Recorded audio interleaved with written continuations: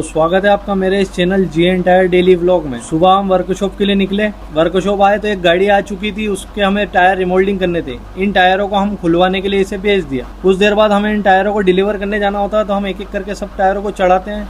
Tyre ज़्यादा होने की वजह से एक टायर को जीप के ऊपर चढ़ा देते हैं और वर्कशॉप से निकल जाते हैं टायर डिलीवर करने। पहली लोकेशन पर आते हैं जहां हमें एक टायर उतारना होता है, तो हम एक टायर को उतार देते हैं। दूसरी लोकेशन पर आते हैं तो हमें एक टायर छत के ऊपर से उतारना होता है, तो हम छत पर चढ़ते हैं जीप की और टायर को नीचे फेंक देते हैं और धीरे से हम भी नीचे आ जाते हैं। नीचे उतरने के बाद हम दूसरी लोकेशन पर जाते हैं जहाँ हमें और टायर उतारने होते हैं। इस गाड़ी में एक एक टायर लगे हैं, जहाँ दो दो टायर लगने होते हैं। तो दो दो टायर जो थे वो हमारे पास थे, जो हमने रिमोल्डिंग किए। तो हम इस टायरों को भी यहीं उतार देते हैं और ये कस जाएंगे गाड़ी के अंदर।